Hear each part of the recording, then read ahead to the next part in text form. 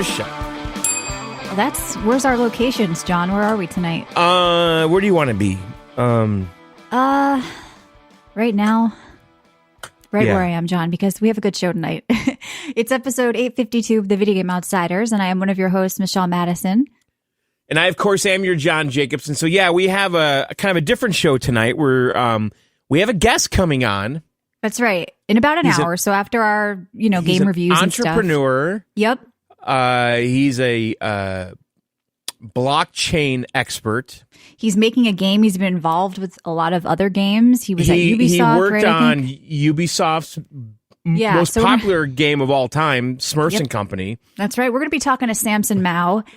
So look, I'm excited. I want to talk to him about like digital ownership. And if I know gamers are against like blockchain and all this shit, but can this save gaming? Because physical media is dying. I hear from our listeners that they're upset about not owning digital stuff. They can't resell it. They feel like they don't own it. So let's talk to them about some stuff from the industry. I want to get the new Call of Duty gun skin on the blockchain, like now. Like that's what... Yeah.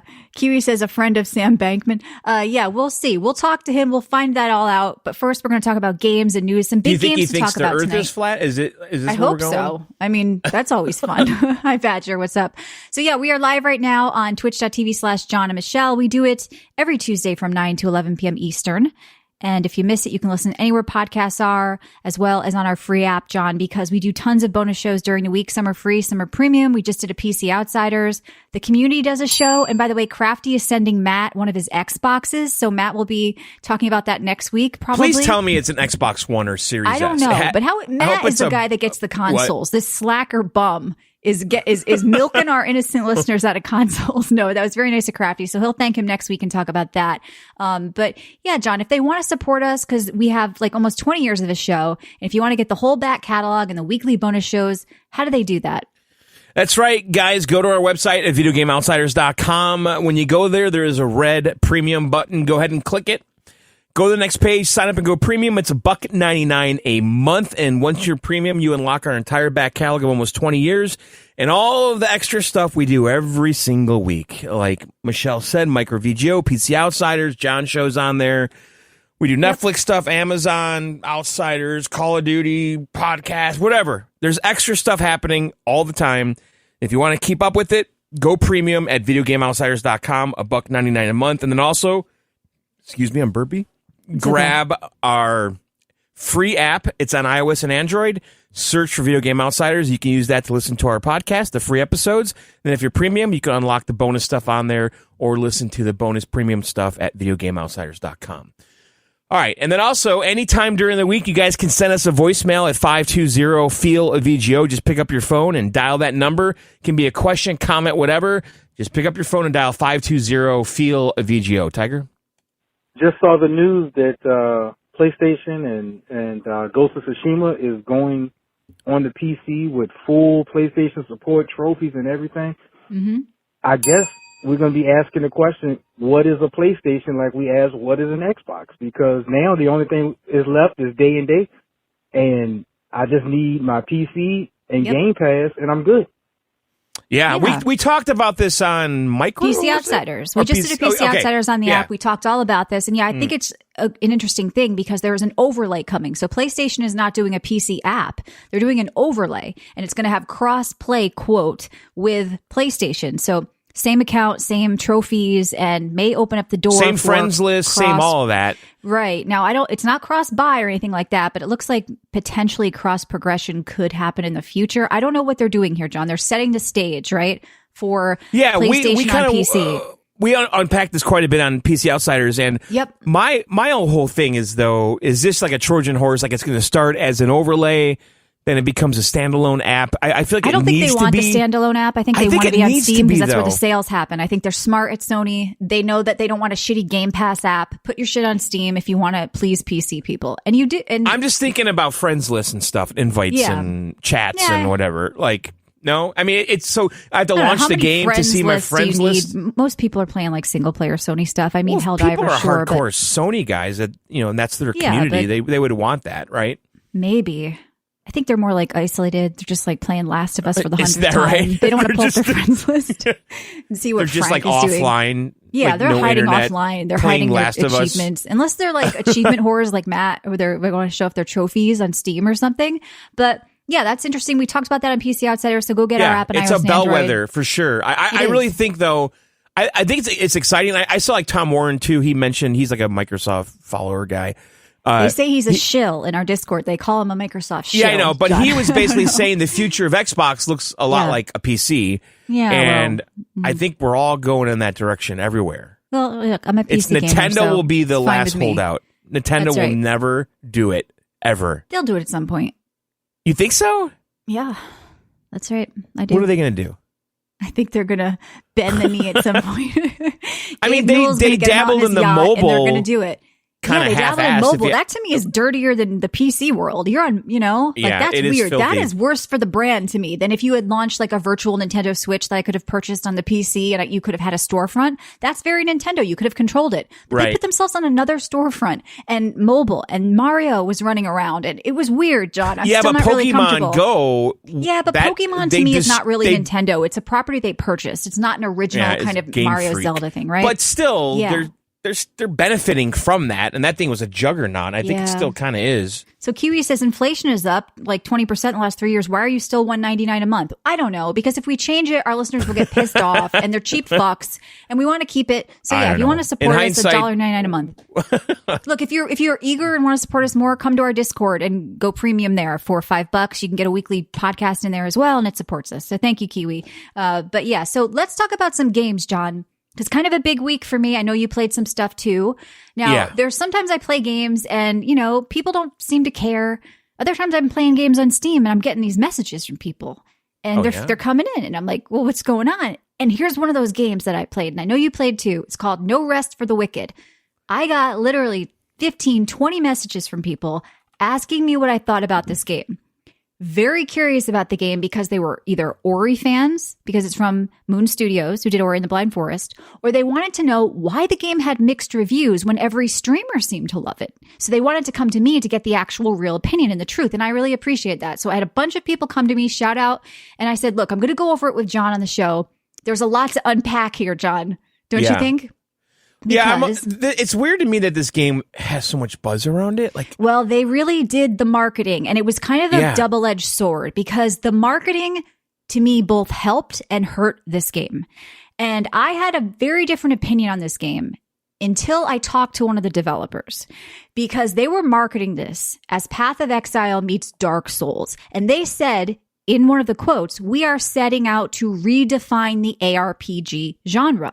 So I went in with that mindset. And when I started playing, I was like, this isn't an ARPG. This is more Dark Souls with an isometric camera and has a little bit of survival craft elements.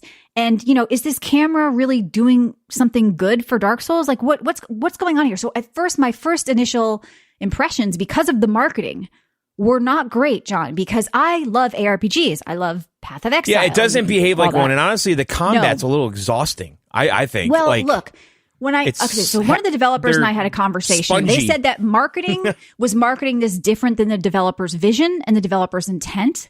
And so once I talked to them and kind of heard about the developer vision, it made so much more sense to me. And I went back and gave it another pass. And there is actually a lot to like here. It's a beautiful game, and the developers are very dedicated, patching it already. They've went in with the stamina bar. Some of the, I'm sure you've noticed when you die, everything breaks. That was a big complaint.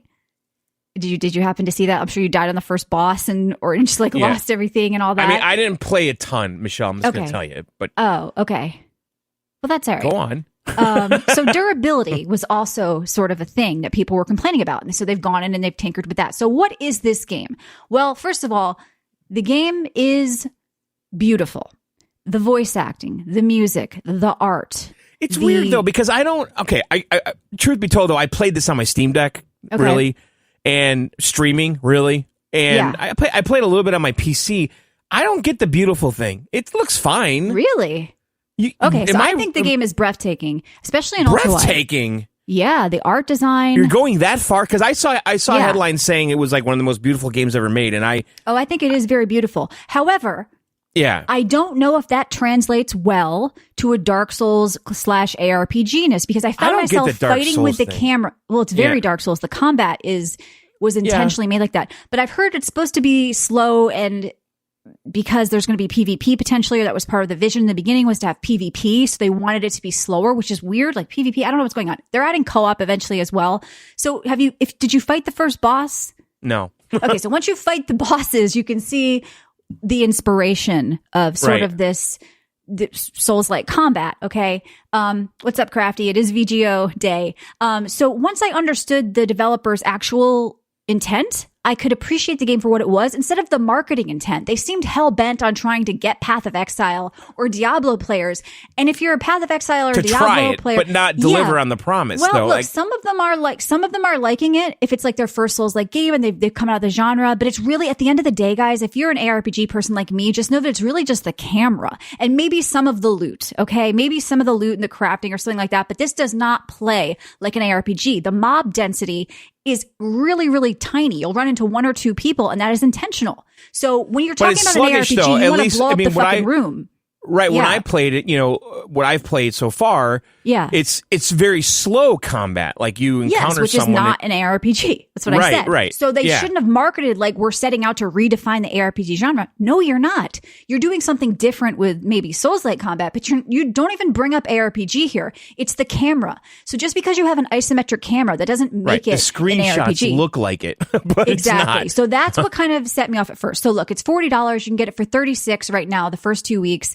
And $32 if you purchase through a streamer. And that is the key here, because they gave out affiliate links. And by the way, they did give a code. So thank you for that. But we did not get an affiliate link. And if we did, I still wouldn't have used it, John, because if you are going to get a kickback when people purchase the game, people aren't going to trust my review. Okay. So what happens is people were purchasing the game through streamers, John, and then they can't return it on Steam. It's a guaranteed purchase. So they saved $8 or $9. We talked about that with the key sites. I think that is an angle. Incentivized to say, this game is badass, go play, right? So that's why you saw streamers, a lot of them, some of them truly did love it. Asmon loved it and he didn't have a link. And some others, so I'm not saying they're shills or anything like that. I'm just saying it's a weird dichotomy of is this an honest review? But also, by the way, if you buy it, I get money. I don't like that. So look, nice move by their marketing team, because I think it got a lot of people talking about the game. Streamers are covering this like crazy, and I can see why. There's a lot to love here. But I do take issue with how they marketed it, saying we're redefining ARPGs. That's why I went in and I was like, what the fuck is going on with this game? And the initial taste in my mouth what's your quote? What was your original quote, Michelle? Well, my original quote when you were talking about the game, I don't remember. But so let's talk a little bit about the game. Your original quote to me I've also heard that there's so it's early access, by the way. The whole game isn't here. And people are saying that, what? Go ahead. It's like totally some adventure controller thing. Well, yeah, you do want to use a controller. That's the thing. Don't tell me it's an ARPG, but then not have proper mouse and keyboard support. It's like totally some adventure keys. Controller thing. Do I sound like that's like totally an adventure? John, nobody knows what you're talking about. You're talking about a personal. Now you're going to be upset. But no, so you can't even rebind anything, and you don't want to use mouse and keyboard for this game because you're going to be doing platforming against ledges and clinging to walls. You have to use a controller. So once again, if you're talking about redefining ARPGs and you don't have proper keyboard support, whoever came up with that line to market this game as that should be bonked in the head with a frying pan, because it was doing the game, I think, a disservice to people like me who came in looking for an ARPG. And so that's what was kind of weird. But people have also said, I've seen some complaints about the fact that they want to play a game, not have a lifestyle, because there's so much dailies, bounties, weeklies, upkeep that the actual gameplay is great, but there's so much upkeep around. You can have a house and you can farm and you can build up and you can craft. There's a lot of survival crafty things going on that keep you busy, but you're not technically playing. But look, for the positives of this game, I did have fun once I understood what I was doing, what was going on. And once I gave it more time, I was playing with a cleric mace and a shield. And so, the things you level up are all based on your weapon. There's no classes. So you could say I have a faith-based weapon, so I'm going to put some points in faith. And then, you're running around fighting, 2 or 3 mobs at once. And then there's the bosses. That's how you're, progressing through the game with and the boss design is pretty cool. I took a look at the first boss and got my butt beat, but that's when I started to see the vision of the game, what's going on here. So it's okay, I can see what's happening here and the game is making sense to me. Do I recommend everybody runs out and gets this right now, John? No, but I feel like when this actually does come out, because they are patching this, like they've already done like 3 patches. Okay. So people are giving them feedback right now and they're like, yeah, okay, we'll change that. Yeah, we'll change that. We'll change this. Like they're tinkering with it right now. So, yeah, I'm seeing on Steam, by the way, like a lot of the reviews are turning around. Yes, because they've been patching. They've been patching. So I had a roller coaster. They released with this game.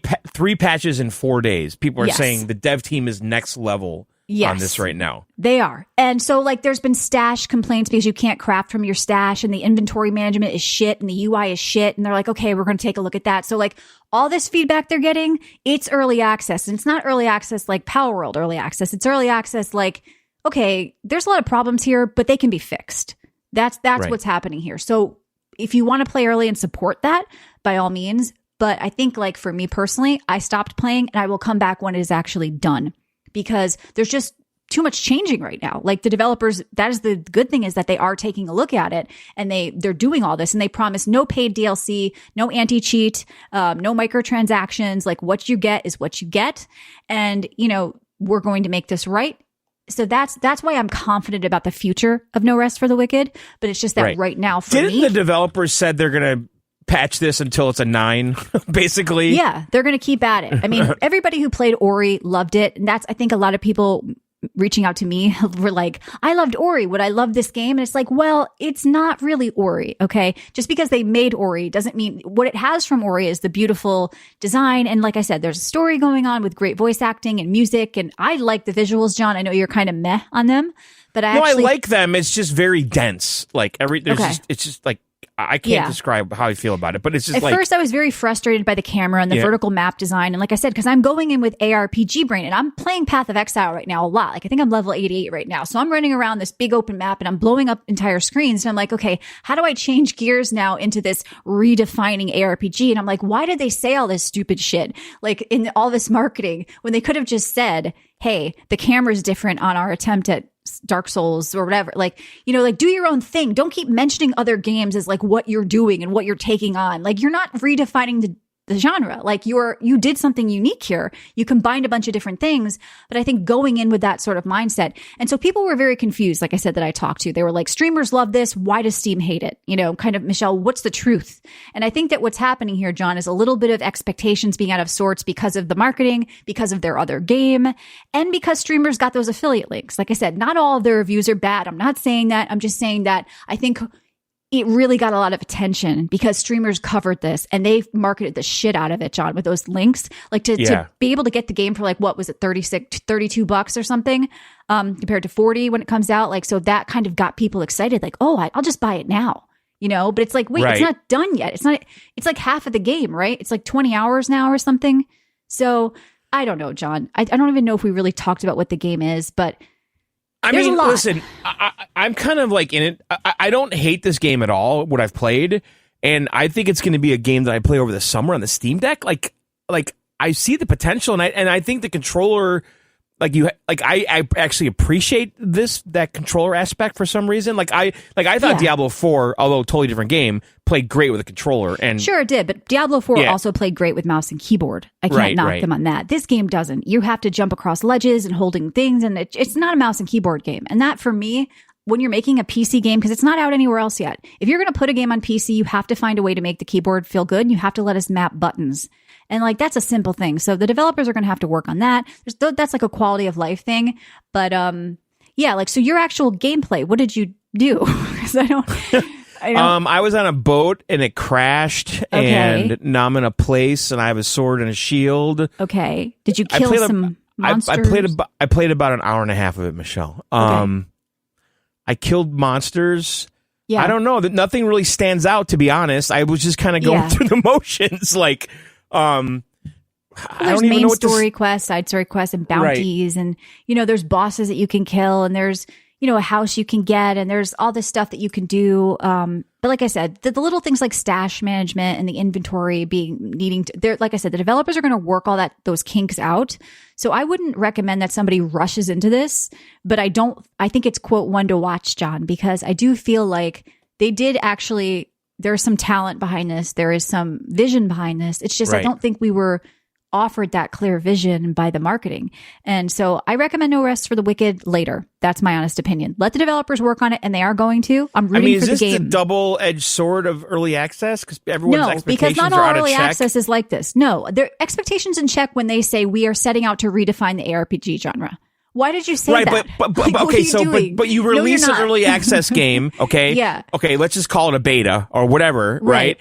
And then you go apeshit giving streamers keys and incentives to promote this half-baked thing. Yeah. And I'm sure the developers are like, wait a minute, we're not ready. Like, what are you doing? Like, why are you saying this? And why are you doing? Like, let us fix this first. And then like marketing is like, no, guys, we're doing this now and it's going to happen like this. So, there's some talent and there's passion behind this game. But seems like there's also some weird stuff going on, which I felt right away. Right. There's a disconnect between the devs and the marketing, right? There's a disconnect, for sure. I understand that, but I think it's risky to go apeshit with marketing for an early access game or is this like a Kickstarter where they get an injection of cash so they keep going, right? And look, some people are loving it, and some people are saying the game's badass. I understand. And I get I'm just but I talking don't about think it's ready yet. The technique of the release. Like, this is the new world we're in, though, right? Right. So they get a massive injection of cash that can't be refunded. Clearly, Steam is risky for developers, and I kind of picked up on that with the key sites. I forgot what game it was in the last couple of weeks. Steam allowing those 2-hour refunds for them could be really bad because they don't get those. What was that last big game we played? I don't remember. I can't remember. But there was a Fnatic member had like a massive inventory of guaranteed keys. Dragon's Dogma? Yeah, that was what it was. Yeah, right. And they were like guaranteeing you get the key like the minute the game went live. It felt very inside jobbish, how they were able to do that. Well, look, we're seeing a lot of streamers putting time into this game. And why wouldn't they? They got paid. They're getting money when people buy it. And, I think that's why, like I said, there was a lot of confusion. So check out No Rest for the Wicked eventually, I think. Maybe wait for release. That's just my personal take. But I do really appreciate what they created here. I think it's unique. It can stand on its own. Don't just say, like, we have no identity. We are redefining ARPGs and we're Dark Souls. Like, don't even mention this. Like, I hate that shit. Like, it's just... So kind of what do we call it? Like an adventure game? Yeah, I think it's a different type of adventure game. And I think... What did I call it, John? Did I say it was like... All right, let's move on. Quote, you said, it's like totally some adventure controller thing. I said that to you personally, not on the show, okay? Oh. You asked me about it. I was like, well, you need a controller. It's an adventure game. I like it. I think it's cute. That's a good quote. What do you mean? It's not a good quote. Don't put that on the box. So let's talk about a game that is in technical test right now that actually feels like a game that's complete. Okay. So that game is Hades 2. So I played the technical test. The developer sent me a key. Thank you very much. I really liked Hades 1, and Hades 2, I feel like, is taking it on in sort of a fun way because they added a lot of things to it. So you play as the first character's sister in this game. So if you played, what is it, Zagreus? So this is his sister, and she uses sorcery and sort of like some melee weapons, kind of like faster, more blade type stuff. But she's really focused around magic. Okay. So this game felt so good. Like, combat was smooth and snappy. Mouse and keyboard feel great, even though they recommend when you start the game, you should play with a controller. So they want you to play with a controller, and it probably feels better with a controller. I played with mouse and keyboard, and it actually feels really good. So they managed to pull that off, and that's what I like to see. Like, it seems like they really put a lot of thought into the keyboard controls and making sure they felt good too, which once again is important when you're launching on PC. It's a PC game. So has ultra wide support. Visuals are beautiful. The art style isn't that intensive, but it's gorgeous. It's like very recognizable. And so you can request to get access. You may or may not get in. It's going on for at least another week on Steam. I signed up for that and I haven't gotten anything yet. But this game comes out next year? No, I think it comes out this year.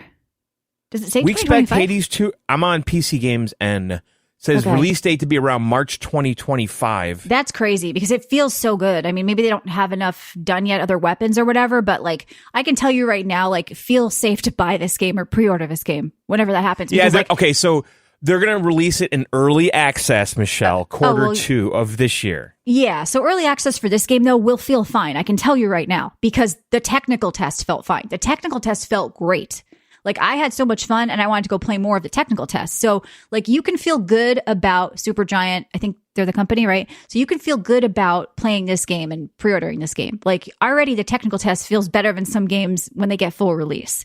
So what's the difference here with Hades 1 and Hades 2 outside of the casting, right? Being more about magic. Well, they've added they've been inspired, I think, or maybe I'm just noticing it by Cult of the Lamb, which was another game I really liked because there's a little bit of resource gathering in the maps and you can actually do a little farming at your base. You're upgrading kind of like your Crossroads base. So, it's not like over the top, like, oh no, a crafting game or anything like that, but there's like little touches of it that kind of feel good. And it seems very inspired by Cult of the Lamb, or at least that's what I see out of it. And it's also. It seems like it's going to be a huge game. I could just tell. Yeah. I don't know why. I just have a feeling. Yep. This is going to be a juggernaut of a game. Yeah, I think so. I don't know why. There's also perks you can spend to build up your characters and. Like you have there's different weapons and like this, so here's the downside of this game I just kind of want to mention, which is weird. There's some weird stuff going on with this game with like the praise it's getting. I'm praising it because it feels really good and the combat's fun. Okay. But Kotaku has been praising it because of the quote, body diversity of Greek gods. There's a fat Greek god in a wheelchair. You're a fucking Greek god. Why are you fat and in a wheelchair? And no, I know about Thor in the movies. I'm not talking about. Did they have wheelchairs back then? Look, I think they just rolled around on their back. I don't know what's next. Like Zeus with a speech impediment and a port wine stain. Like I didn't need this, guys. All right. I didn't need it. Also, there was a PC Games N article about how great the game is because the main character is bisexual and the main character in the first game was bisexual too. And as a bisexual, they can't talk about how great and wonderful this is. Their whole article was about the sexuality of a character in fucking Hades. This has nothing to do with it. Like so that whole side of it, I'm seeing the game get a little taint because of the journalist reviewing it, the journalist picking up on stupid shit like fat Zeus in a wheelchair. But whoever came up with that idea at the company, like, I don't know what you're doing, guys. Like, Greek gods, they're not in a wheelchair. Yeah. Hades 2 is going to be a red letter day for bisexuals. So Crafty says, now I'm going to pass on this woke copy pasta. I think it does feel unique compared to Hades 1. Okay. Like I said, it's not just the magic. Like I think they really doubled down on like the world building with like the crafting and with like the mapping. I don't know. I really like the game. So I'm definitely going to play this, but I just find it weird. There's definitely some weird shit going on at somebody at the company where something you put a Greek god in a wheelchair. Well, what if it's a bunch of cynical assholes that are just doing they're not. To do it? Oh, they're not. No, they had good intentions. Yeah.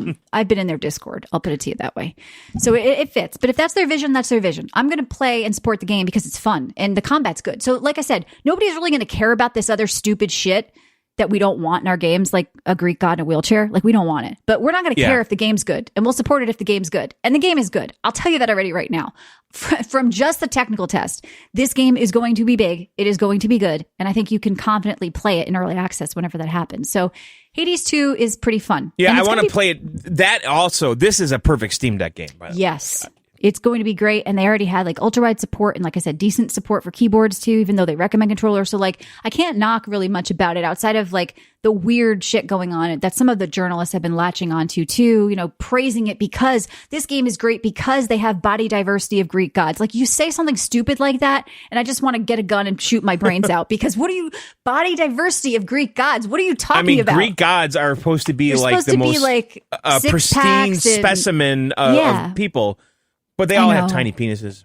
Well, that's because having a large penis was seen as barbaric. I know. The times, right? Plus, who wants that flopping around while you're fighting, right? Because everybody knows you kick a dude in the balls and he's screwed, right? So you got to keep it small and hide it with a leaf. So anyway, but no, you're right. They were like specimens. I mean, that's. Look, we don't need body diversity in Greek gods. Let's just stick with the classics. I don't know, unless it's being done in a silly way, like I said, Thor in the Avengers movies or whatever.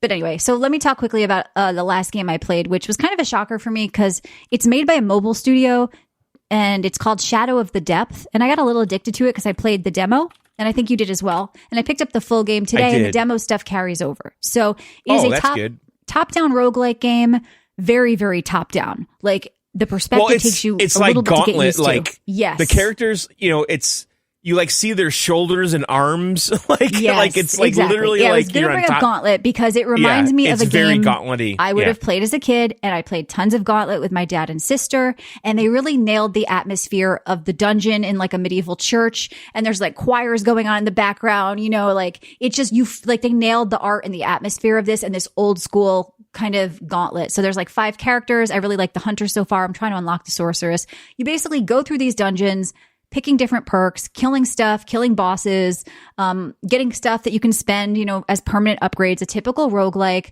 And I think it was $13 right now. Yeah, like I'm going to buy this. I also played the demo, and this also another good Steam Deck game. Yeah. Yeah, this game's pretty decent. Like, I like the upgrades and the chests and all those. Yeah. Like, I the archer with all the different animals and stuff that you can have helping you. The bears and the wolves. I was going to say Steam Deck for sure. Like, $10 Steam Deck game. And like, I'm playing, they don't have ultra wide support, which is pissing me off. But I can see like this probably feels better on a small screen with a controller. It probably does. But I'm still playing on a big screen with a mouse and keyboard because I appreciate this game. I like what they're doing. And it's a little repetitive at first, but you unlock, like, there's more maps. Like, after you get past the first map, there's a whole totally different scenery, and there's a bunch of different characters. And like, so it's a slow roll. Your character starts getting like, I just had like a really good build. I had to quit because I had to get ready for the show, but I had all this like electricity shit going on with my arrows, and I had like a bear and wolves, and I was like, okay, my spec is getting rolling here, and then it starts to get better. So Accused says it looks that's mobily. That's the roguelike loop, a right? lot of these little roguelikes, you never know what you're gonna get. Like, right. I had a really good build. Yeah. So I was like, I don't want to quit. And then I had to kill myself to come do the show. So you see what I'm sacrificing for you guys. So yeah, check out Shadow of the Depth demo. You don't have to even buy it because it carries over. See if you like it. If you have a Steam Deck, I think that it's probably a good purchase. Now, Crafty, once again, who's giving Matt his Xbox, he just picked up a Steam Deck, John, and he really loves it. He said it's probably his favorite piece of handheld hardware ever or something like that. And he reviewed it on the last community show on the app completely free. So if you have a Steam Deck, I would try this demo for sure. So I wanted to give a shout out to Shadow of the Depth. But like I said, No Rest for the Wicked and Hades and this game, I had fun this week. It was a good time, along with playing a lot of Path of Exile, like I said, which is the best ARPG. So No Rest for the Wicked shouldn't be talking about redefining. And I'm drinking Khalifa Mocha. All right, John, what did you play? Well, yeah, I played No Rest for the Wicked and Shadow of the Depth, but I also tried some other stuff, Michelle. Good. What'd you play? I want to talk about this game.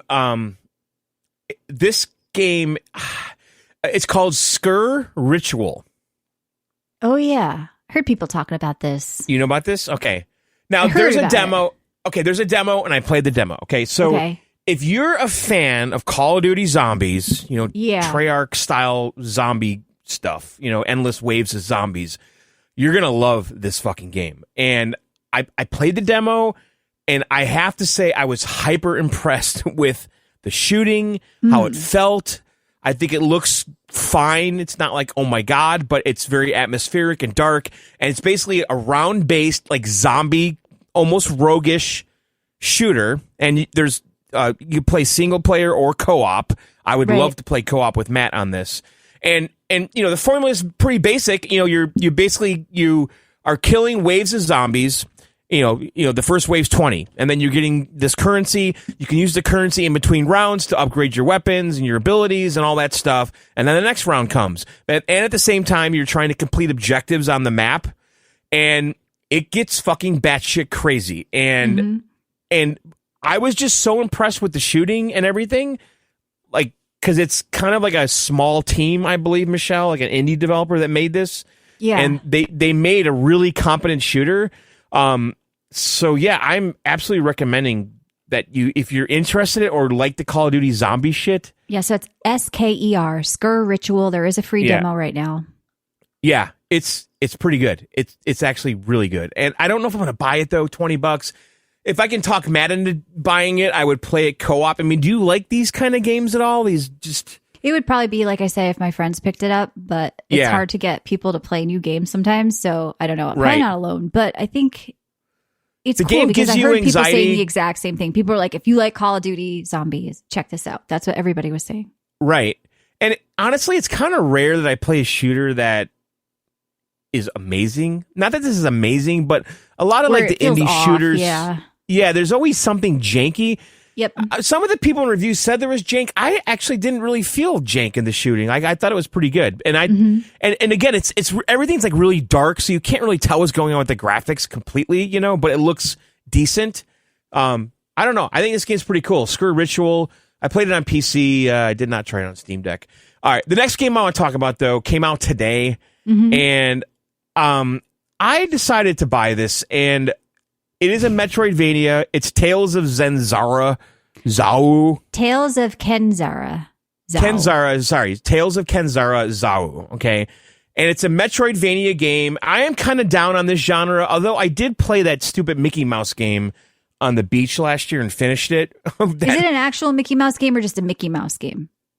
Do you even know that term? My dad used to say that. If something was flimsy, he'd say it was Mickey Mouse shit. I know. Okay, so you meant an actual Mickey Mouse game. Okay. Yeah, I played that Mickey Mouse Castle, whatever the fuck that was called. Not Castle Illusion. Yes, now I remember.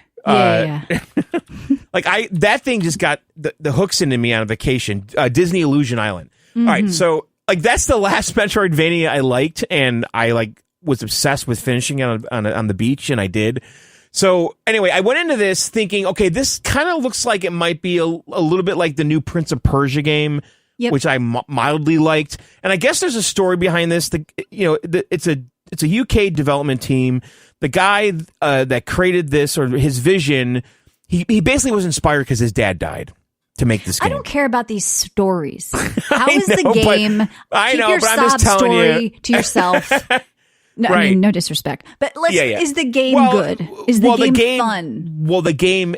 Not everybody needs a story. It's like before the boxing match. We got to hear about this guy's life. But a big part of the game, believe it or not, is about your dead dad, and he left you some book or something. I don't know. You're a shaman, okay? And there's a lot of like African lore and stuff in here, I guess. And so it's a side-scrolling Metroidvania style game. You are a shaman, and the big hook here is that you have these masks that you switch between. That's cool. And basically, one mask is the melee mask, and the other mask is the ranged combat mask. Okay. And so you're basically on the fly switching your abilities, okay? And that is a massive part. Yeah, that's a massive part of the combat, though, because so like you'll have the ranged mask on, and you might have an arrow that freezes people, okay? And then so you freeze them with the freeze arrow, then you quickly switch to melee, and then you use the melee to kill them when they're frozen. I don't like when I have to do that in games, but I never played a warrior in Warcraft. There's a juggling act to this, okay? Yeah. Okay, so, and EA is the publisher of this. So, here's what I'm going to say about this game. Yeah. I like it. The platforming is so fucking fluid and good. The combat is so satisfying and good. Yes, there is a dance switching between the two masks, and that becomes really important. Where I am right now, I was playing before the show, and I'm absolutely stuck on this one part. Like, I'm getting my ass handed to me. So wait, you're Steam Decking in the living room with this? No. I played this on the Steam Deck, not on the TV, on my actual deck, so and I also played on my PC. For this and PC. No, and PC, yeah. Okay. I played both. But you need a controller. You absolutely positively need a controller. Yeah. And the platform, like, I love platformers. I love precise platformers. This game is so fine fucking tuned. It's really good. And I would say it's probably better than Prince of Persia. Because, like, I was tempted to buy that last Prince of Persia game based on the demo. But something told me not to buy it. I don't know why. Because it was like $40 and shit. Yes. And it's Ubisoft. Maybe that's why. Yeah, this game, I think it was $20. This game looks boring to me. It's not my thing. I'm glad you like it and it's fun, but it's just not my scene. I know. If you like platforming and combat, and, it's got all the usual shit. I do like combat. Well, then you'd games. like this. Okay. Not just picking flowers. I do like combat. Yeah. Yeah. But there's collectibles. The one thing I'll ding this game on is that, you in typical Metroidvania fashion, you have a map that you're constantly checking, Yeah, I heard there was no ultra-wide support, and on Steam Deck there were black bars on the top and bottom, so you could ding it for that. Only during the cutscenes, or am I imagining that? I know what you're talking about. Yeah. It has ultra-wide support, but there's artwork on the left and right. That's not support. Just because you put art where there's black bars. Come on, man. Yeah, there's like pillars left and right on it. Yeah. But I'm not kidding here. Like, the combat and the platforming is so fucking fluid that it's like fun to play. Yeah, I mean, as it should be. Like, you're shocked. This game, I had fun playing. There's collectibles, and I was going to say, the one ding I'm saying here is that they hide stuff on the map, but you look at the map, and it's so obvious that there's something hidden there's like at the end. Or something with a closet. Yes. Like, it's just... Yeah. Because there's like a typical fog of war on the map, right? Yeah. Like, so when you go to a place, it shows it to you. But when you're standing somewhere and there's a left or a right or a right and up way to go, and you pull up the map and you see the right has a dead end, 99% of the time there's something at the end of it, like a collectible or an orb or a currency or something, and it's just kind of lame. That's like my only like that. That's a bad game design decision. Yeah. So no, you don't care about this. Oh no, this is not my type of game. Yeah, I don't know. I just felt like trying it. And it came out today, and it seems like it has a very slow burn on Steam. It did have a demo. I guess they removed it upon release. So I told you to try the demo, but I know it's kind of a bummer that they do that. But yeah, I think it's not very popular, but it's fun apparently. So that's good. It is. It's well made. It truly is. But yeah, that's kind of my week. I played those 4 games. Okay. I saw you picked up another game with like a train or something. I did. What is that? Wait, it's called Sweet Transit. Yeah. So, Michelle, you like transit, right? Not really. No. Oh.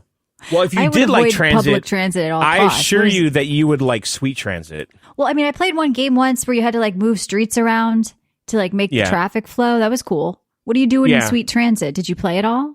I started it. I started the tutorial. Okay. I haven't played. Right. This is a game I need to sit down with. Or something. No, I will. What drew me to this was it's a city builder game with a focus on trains, Michelle. So, are you a train guy, John? My dad was. Okay. I grew up with trains in my life, and I know way too much about them. Yeah. We used to go to a railway museum all the time. He was a member. I used to go to HO railroad train shows. He built a massive train layout in the basement in our whole house in Chicago. Yes, trains were always a part of my life when I was a kid. My dad was really into them. Okay. Like just building them and painting them. I don't really have a history with trains. I do. So, I really do. There was none of that. My dad did bring home something once for my sister and I. It was like a big track with like a line through the middle of it, and the cars went in there, and you held down like triggers, and they were like electrical. Like the Tyco race like cars? Sparks were flying off it, and like I had that. Those are like they're like slot cars. Yeah, like the Tyco slot. Were they the size of Hot Wheels? Yeah, they were small, and you put them on the track, and then you would race, but like there was like sparks coming out of them or something. I'd like hide under the table as a child while my dad and sister raced these things, and they'd go flying off into the window, and my mom would yell. That was the art form of controlling that is on the turns. You couldn't go too fast. Yes, you had to let go of the trigger. Yep. And there was actual skill involved. Oh, sure there was. Yeah, okay. No, there was. My sister had no skill. She would fly the thing into the window, and my mother would yell. That's my experience with tracks ends there, John. Yeah. But so no, I don't know. This looks interesting. This game, though. So if you want to hear about it, I don't know why I bought that too. Like I was just like looking for something different. And I'm like, this looks like a good chill game to play at night. If it spoke to you, don't overthink it. Sometimes you see something and you want it and you don't know why. Why are you picking it apart? Just have a little fun. Yeah, I want to build train tracks and you don't have to I want to shuffle sometimes. Resources around the city with my trains. Yep. That's what I think is going to happen, Michelle. I'm going to have a What I think is going to happen is you'll never turn this on again. That's what I think is going to happen. All of the games you talked about tonight, No Rest for the Wicked, Shadow of Depth, Tales of Kenzara, the train game, you will never turn them on again. That's what I think is going to happen. I don't think that's true. But you said you don't think it's true. You can't guarantee it's not. Well, the thing is, because of this podcast, we're constantly going from one thing to the next. So the stuff that sticks around is always the best stuff to me. So we'll see what happens. Is you do have your pre-order for Stellar Blade. You'll be talking about that next week. Yeah, that comes out Friday. Yeah, I guess so. We'll see how that goes. What do you mean? You said you liked the demo. Why are you? I did. Okay, so why aren't you excited? Because I know it's going to be one of these games where I'm going to get stuck on some area and get pissed off. Well, I mean, John, it's time to get good. That's all. Put down. Well, it's designed to be that, so it's a You're not looking forward to it. Is it? No, I am. I really like the world. Well, the boss mechanics and all that, the hack and slash, and but like I love the world in Stellar Blade. I thought that demo was fantastic. So okay, all right. Well, I think that game's gonna. I think people are gonna like that game a lot. That's my gut. Yeah, and it won't just be because of her butt. Because people are just going to keep going. It's a good game. She shouldn't have her butt out. Would people care about the game? I think so because. Like the creator of Nier said that the game was better than Nier, like the combat felt better and stuff. So like it's getting people in the industry really like the demo and it's getting sort of praise, not just because of the visuals, but we'll see how the actual gameplay is next week. I don't know if Matt's getting it, but John will be talking about it. Like I said, Matt will be at least talking about his Xbox review. Is this the first Xbox for Matt? Has he had a 360 even? Wait, is he going to have it in time? I guess he will, right? He thinks he is. Crafty shipped it to him. So now, is he going to know how to hook it up, or is there going to be some issue? But Matt's going to get Game Pass now. He's going to have access to like being able to actually play. Doesn't he have Game Pass already? But he doesn't know how to work it. Remember, it won't work on his PC or whatever. Yeah, he said that. So Crafty says 6 to 10 business days. So maybe next week, but if not the next time after that. So thank you, Crafty. That's great for the show. And it's going to be helping Matt a lot. Matt's going to be able to have Game Pass, John, and not be such an Xbox hater, right? Because Matt's kind of anti-Xbox. Let's see if this changes his mind next week. Wouldn't it be funny if he becomes like an Xbot? Like I want that to happen, actually. He just starts shitting on Sony. He's like, this thing's a pile of shit. Like I love Game Pass. Well, listen, I think that once he gets Game Pass on a console in a living room with a controller... I feel like Matt should like Game Pass because he is a serial game returner and taster. Yes, this is what I'm saying. Can he actually finally play Starfield now? He's going to try every bullshit, whatever indie stupid game that we all skip. Just faint over them. He likes a lot of these games that I don't like the weird artsy games. That's what I'm getting at. Yeah, so he can play all those. Yeah. No, I don't think he's streaming cloud. He'll be playing locally Kiwi. So yeah, Matt has different tastes, and I think he's going to be able to sample some of the Game Pass games that I would go, what is this shit? Matt can actually play them and enjoy them and talk about them. So I think that's going to be good for the show too. I do want him to play Starfield again, because didn't he play but quit? I feel like... Yeah, was his PC I didn't like fault or something? But we get yelled at a lot for, none of you guys like Starfield, and it's the game of the generation. So it's like, well, okay, maybe Matt will play and like it, and he can revisit that. So I think it'll be good for the show. I do. I definitely do. Yeah. So thanks, Crafty. Thank you, Crafty, once again. You're giving us material to... You are. Material. We're going to... Whenever he gets it, we'll be talking about that as well. All right, so what are you drinking, did you say? I'm drinking a Miller Lite. All right, Michelle, listen, we have a guest. We do. I'm excited. Now, on the line here is Samson Mow. Yes. Samson, how are you? I'm good, John. How are you? I'm great. Now, what part of the world are you? Are you in the U.S. or? I'm in Canada on the West Coast. Oh, okay. Vancouver? Close to Vancouver. Okay, gotcha. So, Samson, you are how do we describe you? You are CEO of Pixelmatic, CSO of Blockstream. You're involved He's an entrepreneur, John. Look at all this stuff. Okay, you're doing. an entrepreneur. You're involved in a lot of blockchain technologies. You're a game developer. Yep. You worked on the Smurfs, for God's sakes. Yep. You're at Ubisoft. And now you're creating your own game, Infinite Fleet, with kind of a unique thing going on, right? Because you're trying to incorporate blockchain, and it's in beta right now. So let's talk about the game first. Then I want to get into some stuff actually about the industry. What's going on with Infinite Fleet, and what's it going to be about, and how can people try it? Sure. So just one minor correction. I was at Blockstream. Now I'm at another company I started called Jan3. Oh, sorry. We do similar things. You need to talk to Crunchbase to update your bio. Yeah, maybe I should. But yeah, I'm a game developer that kind of got into Bitcoin.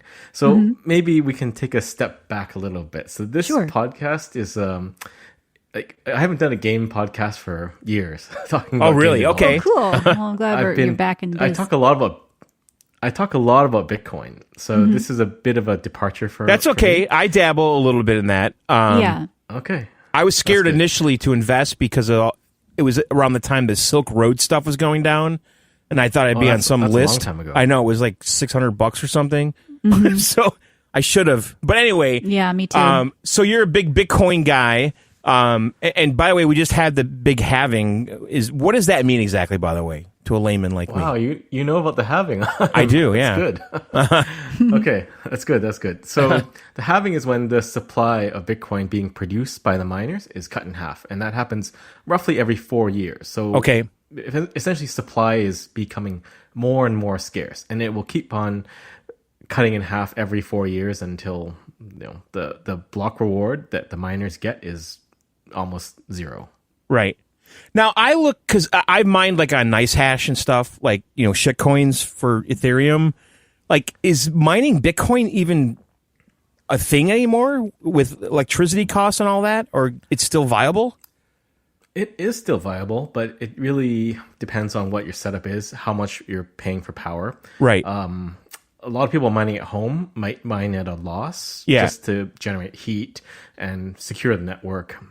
But typically right now it's done in very large mining farms, like in Texas and other places where they have hundreds of megawatts of power per farm. With like a ASIC miner rig or whatever? Yeah, like tons and tons of ASICs, row upon row upon row of ASICs. In a container, like in the middle of the desert somewhere? Well, you could have that. You could have that too. But I don't think Texas is a desert. But the problem with the desert is the conditions are not ideal. You might be getting solar power, but maybe internet connectivity is not that great. Even though you could do it, there is a service from Blockstream called Blockstream Satellite that beams the Bitcoin blocks and transactions from space. So you could tap into that. Wow. And mine in the desert. All right, mining in the desert. I think that's the title of the episode. Can I ask you a question about Bitcoin? Because during the lunacy a couple years ago, when it got to 60 grand or whatever, the trading was impossible and slow as hell. Does it not scale when there's actual people that want to trade it all at once? If you're trading, so there's a few things to unpack there. When we had a run up to like 60 something, 69 last time.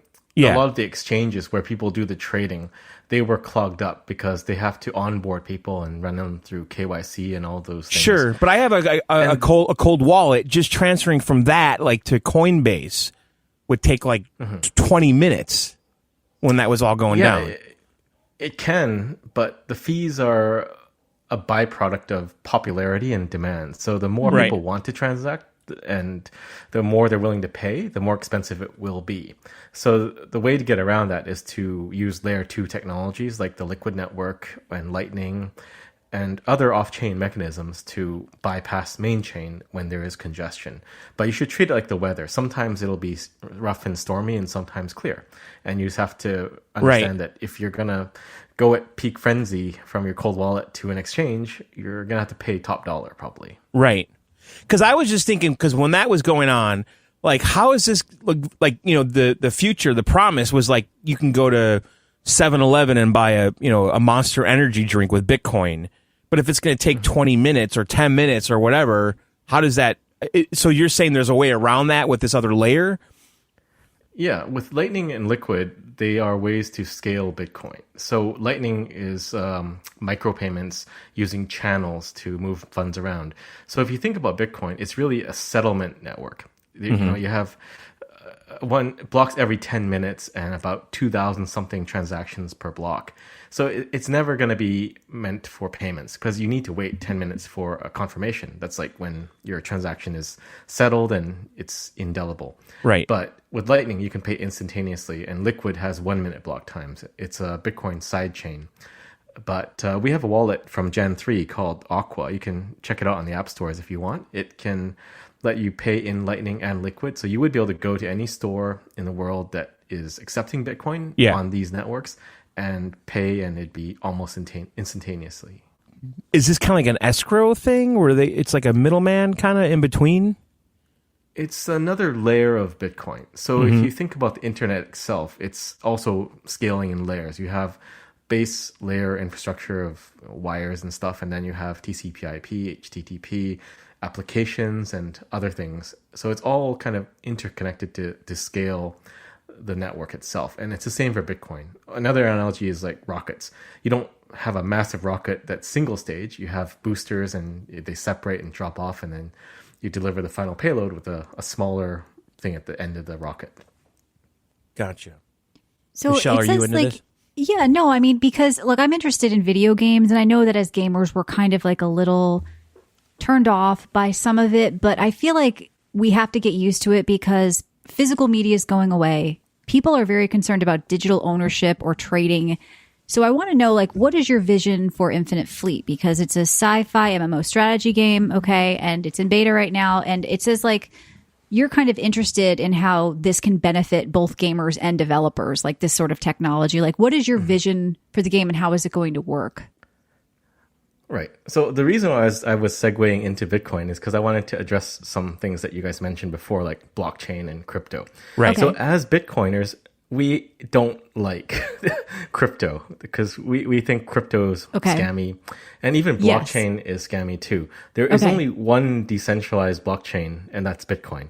Everything else is pretending to be decentralized. We call it decentralization theater. So it's things like Ethereum. They're not decentralized. They have a Swiss foundation. They had a pre-sale. They sold to insiders, and they're manipulating their price by it's not. So Ethereum is not decentralized? No, none of this stuff is. And newer things like Solana, they're not decentralized either. They're just blockchains run by companies. And at that point, it's no different than PayPal or Venmo or any of these centralized systems. But because it's a blockchain, they like to say it's decentralized. And this is where you have things like DeFi, or short for decentralized finance, emerge. And relevant to your podcast, GameFi, which is game finance, which they're trying to replicate DeFi stuff, like trading tokens on DEXs and stuff like that, and having that pertaining to games. And the pitch is really that this is going to change the game industry. But I think you guys are aware, a lot of those games are not really games. They're kind of, Ponzi schemes or pump and dumps that are wrapped in a very thin game wrapper. The most famous one being Axie Infinity, which is play to earn, which is just another fancy blockchain crypto way to describe farming, which is not new. You guys have been around for a while, and farming, it's not a glorious thing. Michelle's a wild gold farmer. Yeah, I am. I was a gold farmer too. Back in the day, I was running a gold farming operation for Lineage too. So nice. I'm aware of how all this stuff works. Yeah. But they're trying to repackage the old into new, and it's always the same thing. Like, people take something that's old and slap some new branding and lipstick on it and say, this is innovative. Right. But not really. So Infinite Fleet is a game that I started a number of years ago. And the goal is that we're making a real game, and we're trying to use digital assets.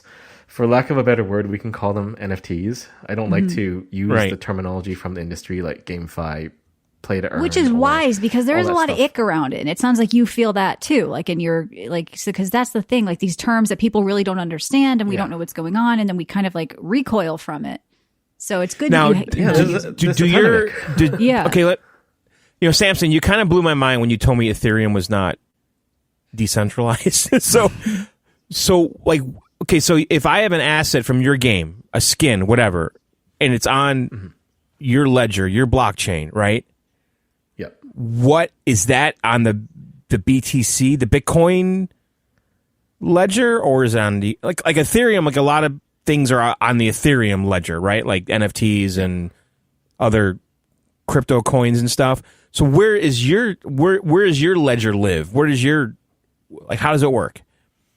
So we are using the Liquid sidechain. That was it is a blockchain that's built at Blockstream, but we don't make any claim that your assets in Liquid for Infinite Fleet are decentralized, because Liquid is a centralized chain. You can see who operates it. It's a number of Bitcoin companies, and you have to join the federation to issue to withdraw liquid Bitcoin, and anyone can issue though, but it's not a decentralized thing like Bitcoin. Again, Bitcoin is the only decentralized system out there.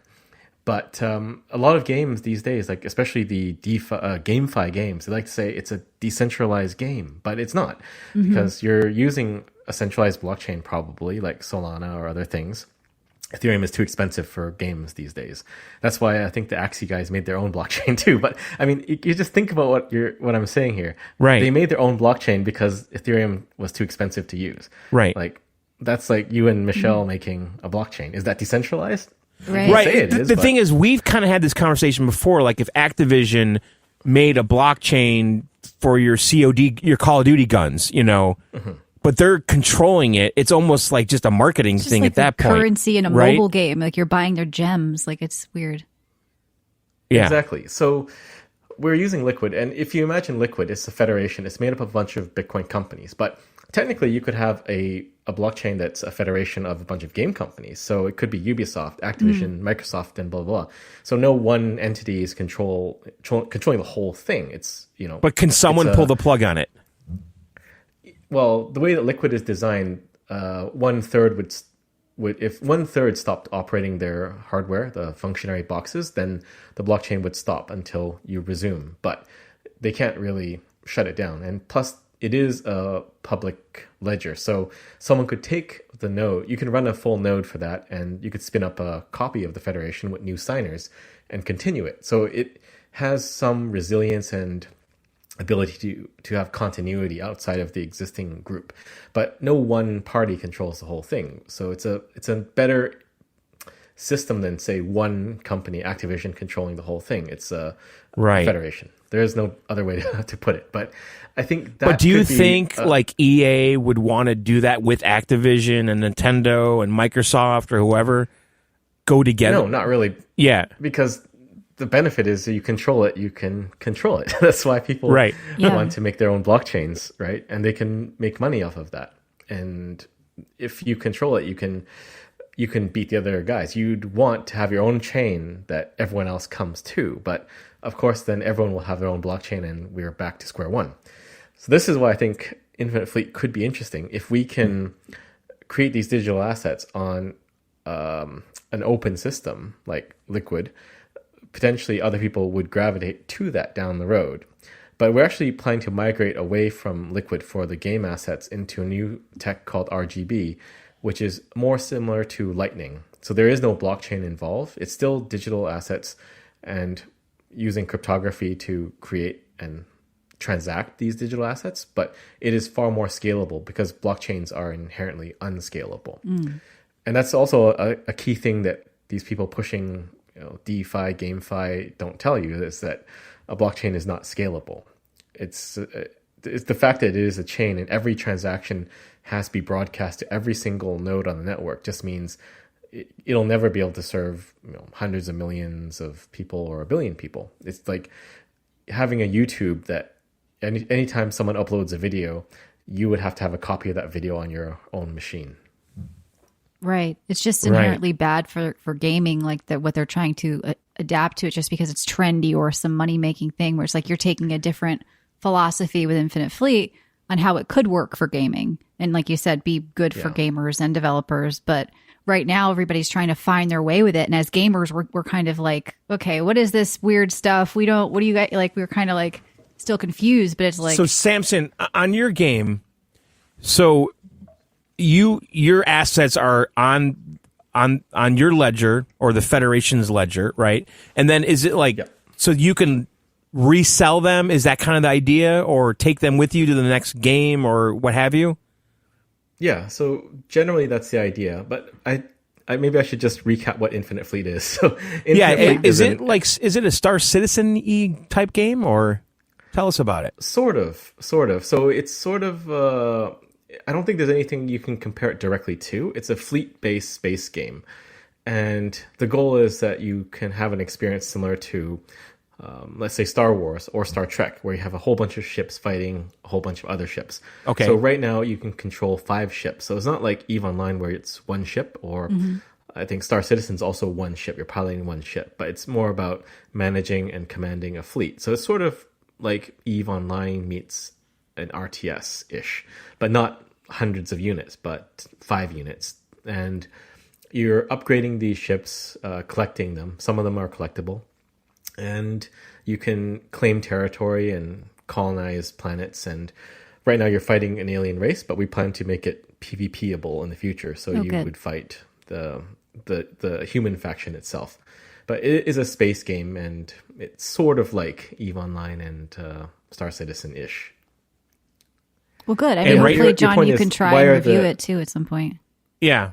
Go ahead. We have a big release coming up, but after the release, that would be a good time. But the goal of digitizing the assets is that we want the players to have them as a bearer asset. So they have them in their own wallet. And there's no way that we could freeze their accounts and take away their stuff. And also the reason to digitize the assets is to allow them to trade atomically. So on Liquid and on the RGB system, which we plan to roll out, they'll be able to do atomic swaps. So that means if you have a ship, and if John, you have a ship, and Michelle, you have the game currency, these are all tokenized and digitized, you can perform a trustless swap, which means it either trades all at once or not at all. And we, as the game developer, operator, are not involved. So we think this is a big improvement over other systems like EVE Online or other games where it's all in a database. And if someone gets into your account, you can get hacked. You can use things like multisig to set up a guild wallet potentially and store guild funds and require 2 or 3 signatures on it instead of your guild funds are with one guy, and if his account got breached, then we had that happen in a WoW guild once. So I hear what you're saying. Just they get in and clear everything. So there's like another layer of protection. Yeah, so it's really giving powers back to the players, and potentially they could take these things and trade them with other games that have digital assets too. But we don't really make a claim that these are decentralized because it's just a token pointing to an object in the game, right? So if the game disappears, it's not like you have the sword. The sword does not exist outside of the game. And that's another reason I think why game devs don't like all the crypto gaming stuff, because they make these misrepresentations about what you actually have.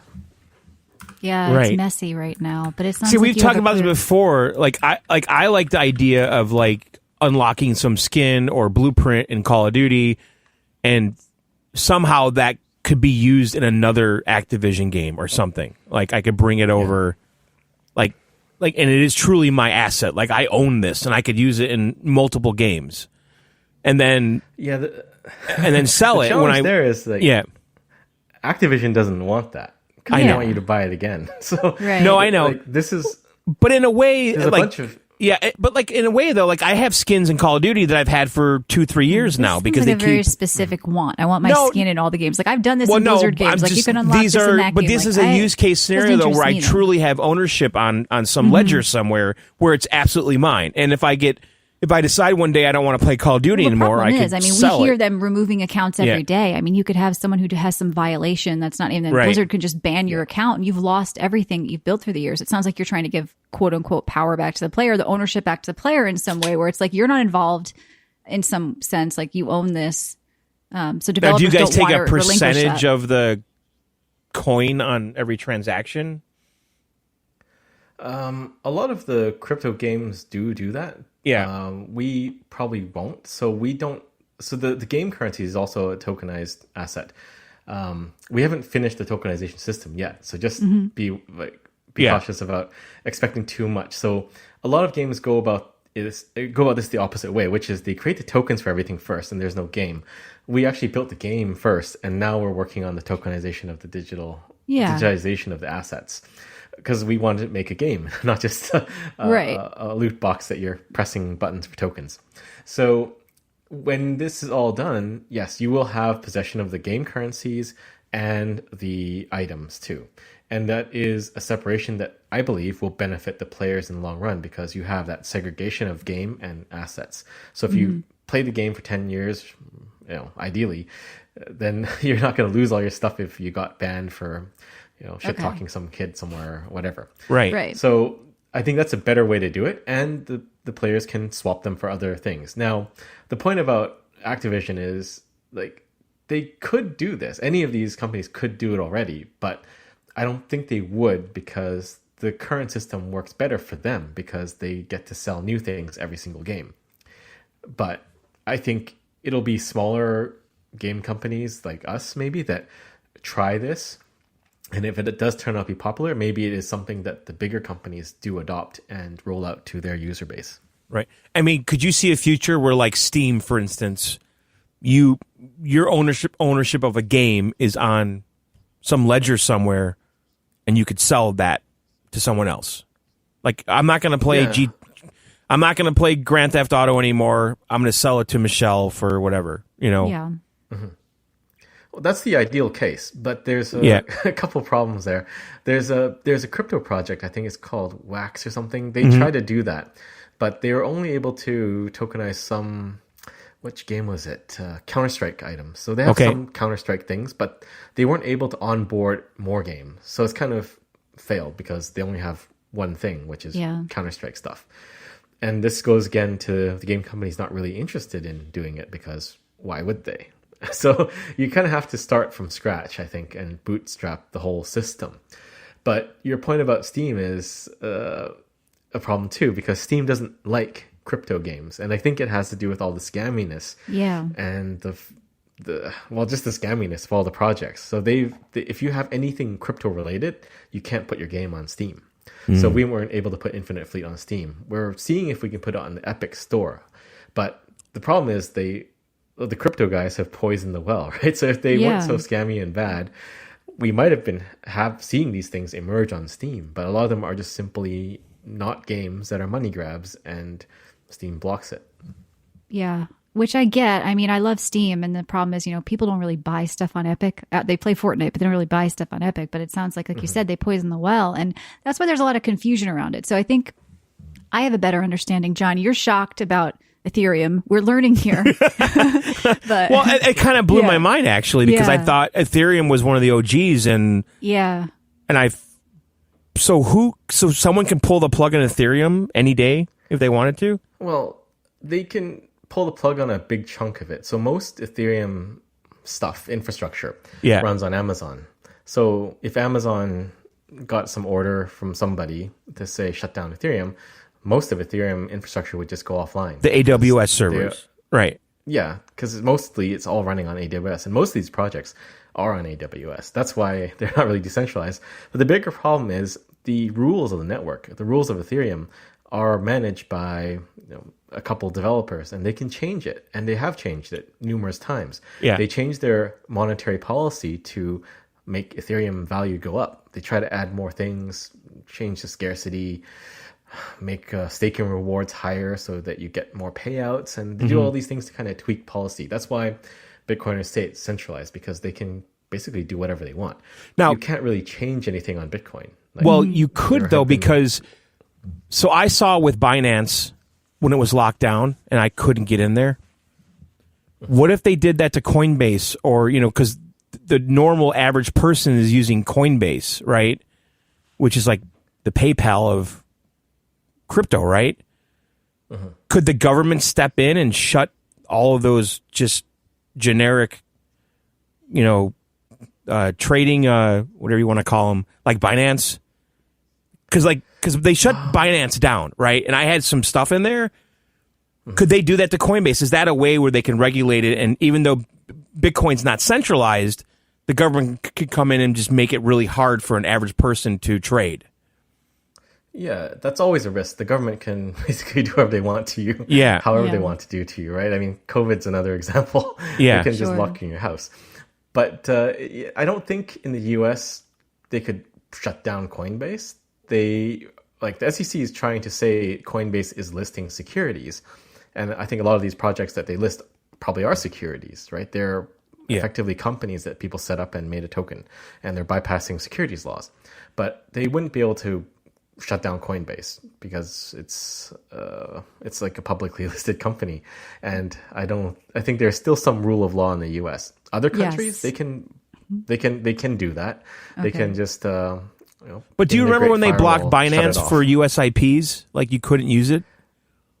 I don't think they blocked Binance. Binance decided to block US IPs, and they had a local US entity. But the government can't make ISPs block something. So you think Binance? Okay.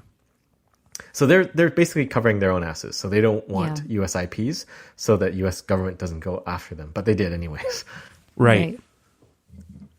Well, we know you have to go, so we're not cutting this short. We had a time period, but we do thank you for joining us. Now we're going to have all your info in our show notes and everything, in the description of the show. But what do you want to tell people to check out? Like, is there a link or URL or the game, or what do you want to kind of spread? Sure. It'd be great to have your audience check out Infinite Fleet. It's infinitefleet.com.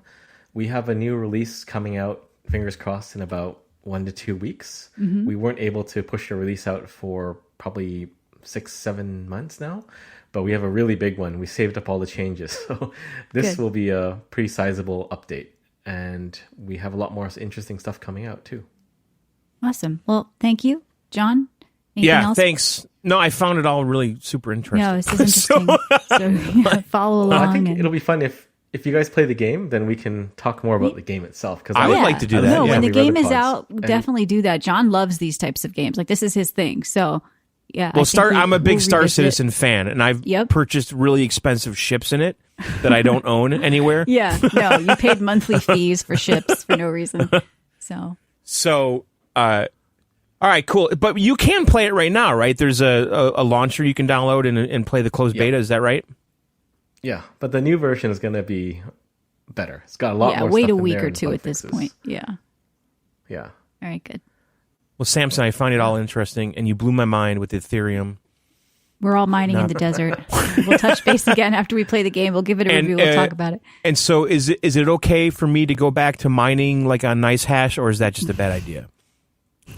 You can. It's just expensive right now because the halving just happened and block rewards are cut in half. So it depends. Probably better to buy Bitcoin directly right now. Is that right? And do you have a prediction where we're going to be with Bitcoin in a year?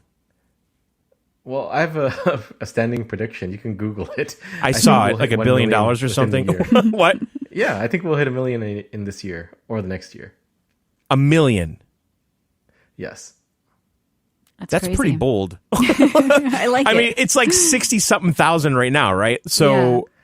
Yeah, but you just said like when you first got in, it was like 600. It's I know, and I regret so much not going crazy when it was 600. But it seemed like such a lot of money. There's still time because we're hearing from Samson right now. It's $1 million in a year or two. Get out there, and until then, we'll be checking out Infinite Fleet. Thank you for joining us. It was a good time. All right, Samson, appreciate it. It's good stuff. Yeah, let's do it again. All right, there you have it. That was Samson.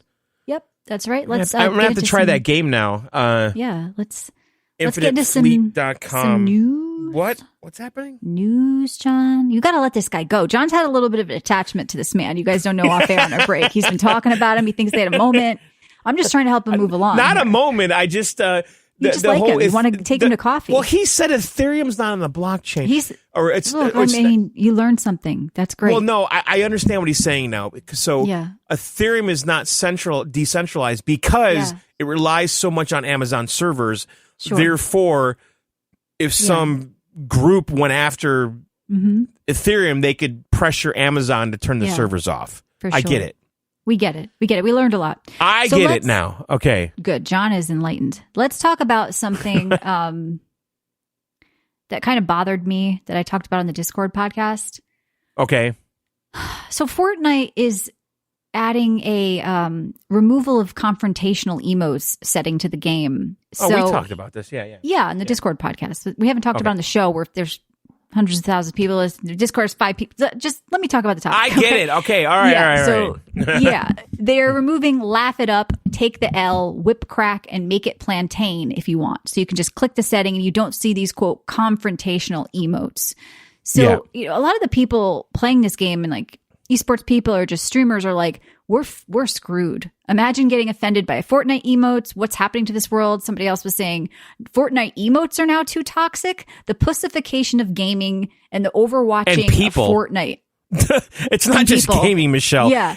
Everyone's a fucking snowflake now. And the thing is, the emotes, especially the plantain one, is so fucking benign. Yeah, it's these a guy aren't like teabag emotes or anything like that. No. Yeah. Well, the L one is like, whatever. So like the plantain one is a guy with a pile of plantains, bananas, green bananas, just flicking them in the air like dollar bills. Rain. Yeah. Yes. So here's what Fortnite said themselves. We want emotes to be a source of good vibes. Oh, God. But a few, take the L, can sometimes feel a bit overly confrontational. Oh. Tomorrow's update will introduce a new confrontational emote setting to toggle off. So these people can't even handle an emote in a game now. And you don't think that impacts game design? Oh, absolutely. This is what developers have been saying. Gen Z does not want games where they have personal responsibility. They need team games. They do not want to see the KD ratio at the end of games. They do not want combat in some games. They do these fucking pussies are ruining gaming. Absolutely. Yacker, Fortnite's not just for 5-year-olds. Unfortunately, I know a lot of men in their 30s who are playing. So I'm just saying it's if it was a kids only game or something, I could see. But even then, if your kid is offended by an L, let the kid get competition. Right. I don't know. I grew up playing sports in elementary school. And when we lost in softball, I learned something that, you know what? I had to do better. And, sometimes you lose. You don't get everything you want in life. And, what is the problem with this? These are just, so everything has to be positive. I mean, the whole point of emotes, honestly, is so that you don't have to listen to somebody or talk to them. Right. It's a rather benign way of communicating. They're supposed to be fun, right? They're supposed to be silly, and these are they're silly. Like emojis for the game. It's just a way of talking to someone without actually typing "fuck you, motherfucker." Right? I could see if these were actually bad and it was a middle finger, and you wanted to toggle these off for kids or something like that. The if you look at these emotes, like the ninja one of him dancing with the L, this is a problem now. We have gone way too far. That's all. So I think it's not a good sign. And the thing is, the way this works too is that the player turns them off. The other player can still do the other player can still do the emote to that other player. Yeah. But I mean that is I'm not defending it it's in any way. way. It's a mind fuck. What? It's like you're it. giving them Right, but what if I bought an emote? And can't you pay for emotes? And I paid for this, and now all of a sudden the other player can't even see it. It's stupid. It's just stupid. But you don't even know that they can't see it. Spider toggles for people who are scared of spiders are stupid. All of this shit is fucking stupid. Right. And we need to say it's stupid. Can you imagine Halo banning the ability to crouch over someone's head? And that's basically what this is, right? Well, they did that. No, it's not even that bad. Because then we had women saying, I was a sexual abuse victim, and when I got teabagged, it stirred it up. Well, it's you know what? You shouldn't be on the fucking internet then. If you can't handle an online video game emote, you've got bigger problems. We shouldn't be placating you and patting you on the back. We should be getting you help. So these emotes are a joke, okay? So it's a slippery slope, John. How many times can we say, who cares? It's not a big deal. Like Matt Bradford would be saying if he was here. Well, this is stupid as fuck and we should say it. We talked about this on the Subs podcast. And my question is this. Yeah. How did this come about? Was it the employees? Somebody said, this is too aggressive. I think it's internal. I think it's internal. This is too aggressive. I don't think the player base complained about this. Who knows? Well, this is the problem. All these corporations are compromised. They are. With a bunch of virtual signaling idiots. Most game developers are fucking weirdos. All right? There's some cool people. I know them. But a lot of them are fucking disturbed. And they have weird priorities. Some righteous virtual signaling person in a meeting raising their hand saying, I think we should have This is a little overly confrontational, this banana flying around. I don't think the players fucking complain is what I'm saying. If you're offended by a banana because it's the make it rain emote, what is going on? And Crafty said it's only the beginning. I agree with you. I think all these little spider toggles and the removing horror from horror games, like we saw with what was that? Right. All these little changes, they're a sign of what's going on underneath. And there's it's not about this the game is why indie games are becoming such a thing, honestly, because they're not compromised. It's a vision of a very small few. Exactly. And that's what it takes to make compelling, unique, new, fresh stuff. Because that's why when the Power World stuff came out, remember that how it blew over? They stole AI art, they copied, and then it came out that it was some vegan who made it all up. And you know what the Power World devs did? They released a cartoon of people slicing up animals, not real animals, cartoon Power animals, and eating them. Like they were like, "Fuck you." Could Ubisoft ever do that? No. Everything has been compromised. The only punk rock attitude left out there is from like smaller teams, indie devs, even mid-sized stuff like Larian or Grinding Gear, as I say. Like they can do certain things, but the AAA studios like Fortnite now, they have to be beholden to, two crybabies in accounting who probably don't even make the game that said that it's confrontational because you can make an L with your fingers. So yeah, it's stupid and it should be called out. That's all. And it is, people, like I said, even streamers that play this game are like, what's going on here? Like, what do you guys do? You're taking fun out of the game because somebody was offended. Who? Like you said, John, how many people? Yeah. The average. Well, it's a competitive fucking game, right? Yeah. There's going to be winners and losers. And sorry. That's good to teach people. Even if we're talking about kids here, like you have to teach people whatever. I don't know. Your generation raised some fucked up kids, John, because they can't take an L. And you got to take an L. You got to take an L sometimes. But yeah, what else is going on in the news? Embracer split into 3 companies. People said, I haven't really looked into what's going on with that. Is that a big deal, John? I know. I'm looking right now. Oh, is this Asmodee, Coffee Middle Stain, Earth, Friend? Asmodee. And Coffee Stain. Oh, and they all have and Friends. Coffee Stain and Friends described as a diverse gaming entity that will focus on indie, mid-market, and free-to-play games. Properties like Galactic, Goat Simulator, Satisfactory, Teardown, and Valheim. Shout out Valheim. Yeah, this Embracer group, they recently got like Tomb Raider and Lord of the Rings and all that. Didn't Square at least have Tomb Raider? Yeah. Is this when Square sold off a bunch of their Friends? shit? Why do they have in Friends? All these names are terrible. Who named this? Somebody who doesn't like confrontation?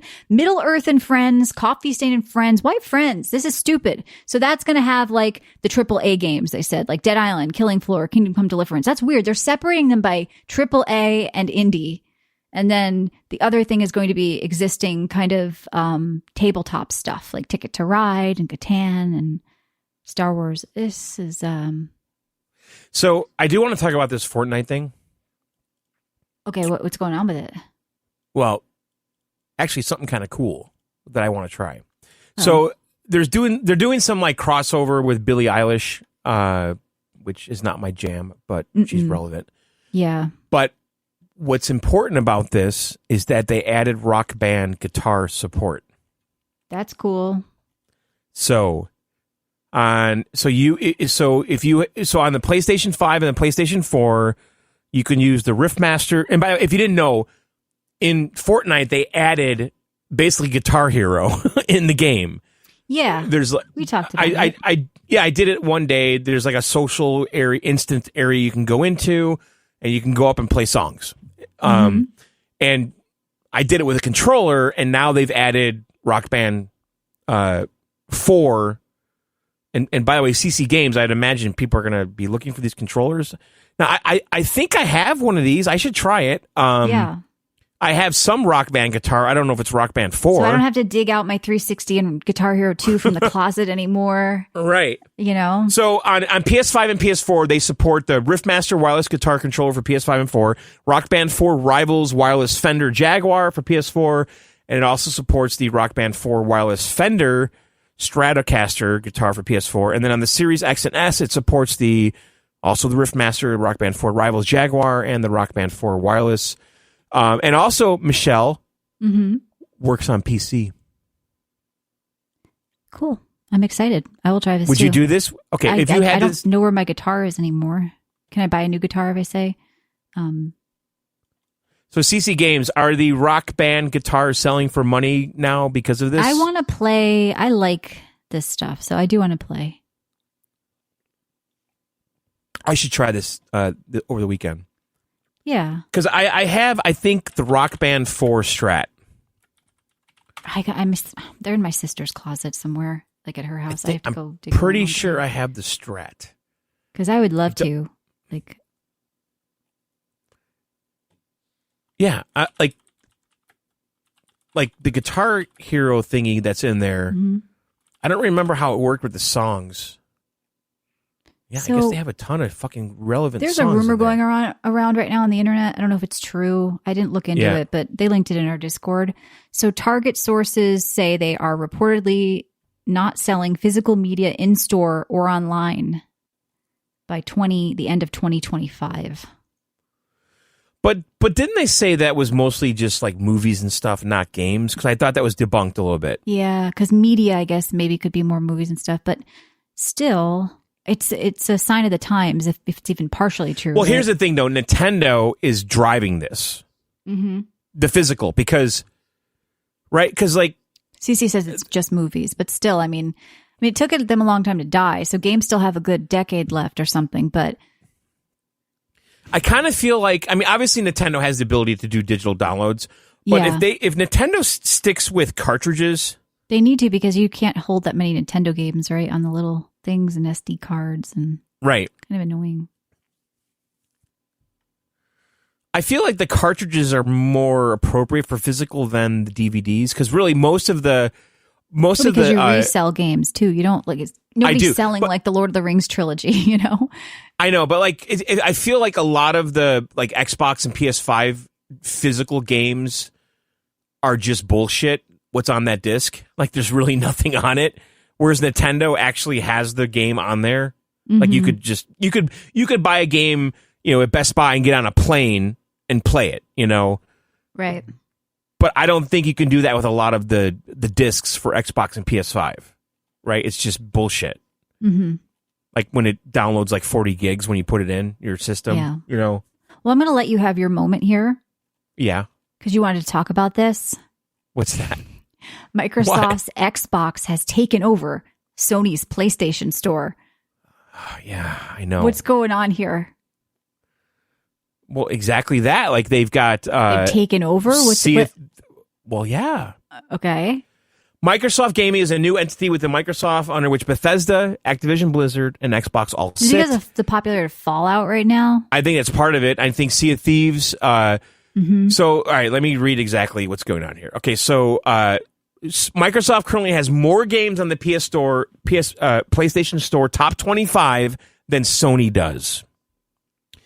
This includes 2 Fallout games. Call of Duty. 5 million people played Fallout games in a single day, with Fallout 76 alone accounting for 1 million amid the TV show's massive success. So yeah, that's definitely... I mean, what do you think about this? I think the idea, like I've been saying for years, and people called me a PC snob, and I was wrong, and they loved I think the idea of exclusivity is dead, and it's...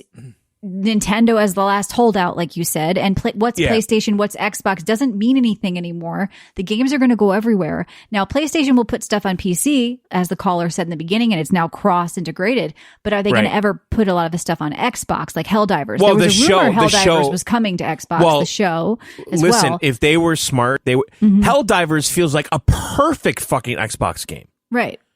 So what do they do? If they put it on Xbox, though, then people say, well, why do I need to buy a PlayStation? Because I can just play on my Xbox. It becomes meaningless. Which box am I playing on? But it doesn't, though, because, okay, so Helldivers on Xbox, you get a huge player base. It's cross-play, right? Okay, if every PlayStation game comes to Xbox, why would you own a PlayStation? Because Xbox gets access to Game Pass and has I think a live service game. I mean, Helldivers it's kind of a live service game. I mean, there's stuff you could buy in the store, right? So it's not. I just feel like Sony's never going to play nice, really, with Xbox, but they'll do it on PC with Steam because they want the money.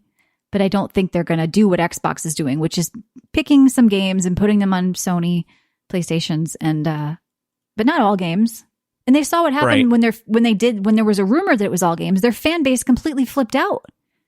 Hardcore Xbox dudes were going, fuck Xbox. How dare you put your games on PlayStation? Like, it's such a weird world that I'm glad I'm not a part of.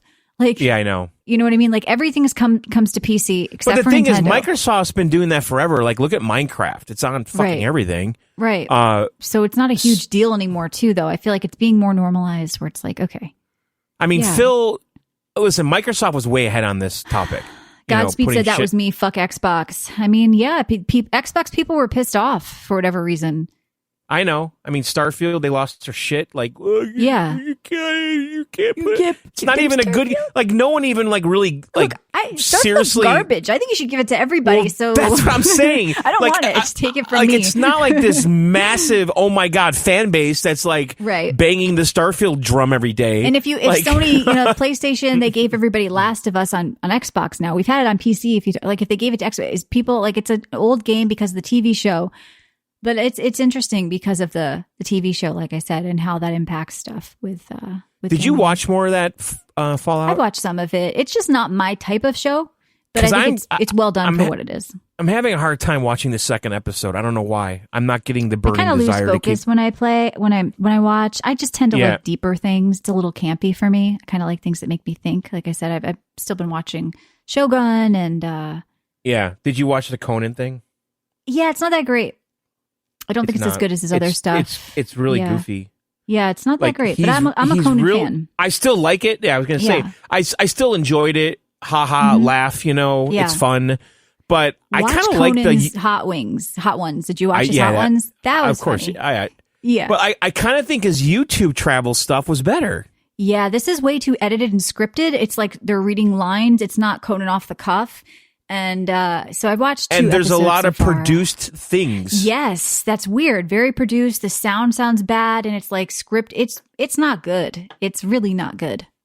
I watched all of it, and was there a good episode? Is the Ireland one good? No, I thought that was the weakest. Oh no, yeah, that sucks. Everybody I talked to who's watched this kind of said the same thing. You included now. It's just not Conan's best work. And I'm a massive Conan fan, 100%. So I've been watching him since I was 10 years old, I feel like. I mean, I love the guy, but it's just not his best work. Let's get my favorite Triumph Insult dog back. Let's do Star Wars. The Star Wars one is so good. That is the best thing ever. Yeah. If you've never seen that, if you're 20 listening right now and you don't know what this is, go Google, Triumph Insult comic dog and the Star Wars convention. And it's just this asshole dog with a cigar going around making fun of nerds at the Star Wars or Star Trek convention or whatever it is. And it was really, really, really funny. And that's the Conan I like. They should have had like the masturbating bear pop out in the middle of right. I don't know, it's just too scripted. But that's just Robert Smigel. He's a genius. Yes. Go if you want another Robert Smigel, oh my god thing, go watch the softball Curb Your Enthusiasm episode. Okay. Yeah, I like Curb and I love Seinfeld. So you're speaking my language there, right? Anywhere where someone's an asshole, I'm in.